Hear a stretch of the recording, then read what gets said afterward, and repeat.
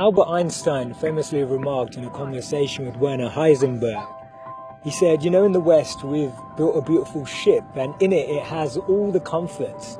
But actually the one thing that it doesn't have is a compass, and that's why it doesn't know where it's going. This paradox of our times was propounded by the Dalai Lama when he said we have wider freeways but narrower viewpoints. We have taller buildings but shorter tempers. Will Smith said that we spend money we haven't earned on things we don't need to impress people we don't like. And it's phenomenal how the same technology that brings us close to those who are far away takes us far away from the people that are actually close. 30 billion WhatsApp messages are sent per day, but 48% of people say that they feel lonelier in general.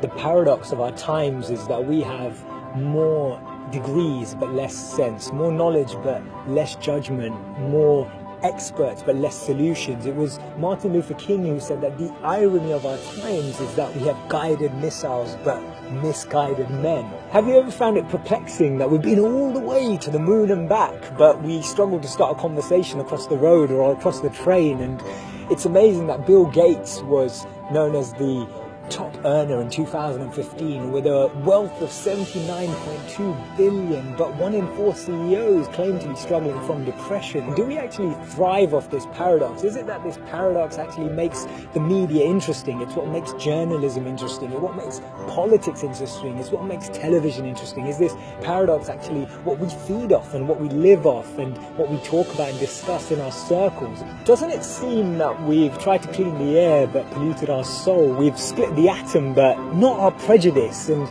we're aiming for higher incomes but we have lower morals. So I'm hearing you ask, how do we bring a change? How do we dissect this paradox that exists in our lives? And it starts by us, each of us, pressing pause, pressing reset, and then pressing play again, taking a moment to become more conscious, taking a moment to become more aware, taking a moment to really reflect on the consequence, the implications of a misplaced word, of an unnecessary argument that we all know we didn't need to have, or to speak to someone just slightly differently, in a different tone, in a different voice, in a different empathy, with a different perspective, just to really connect with people on a different level.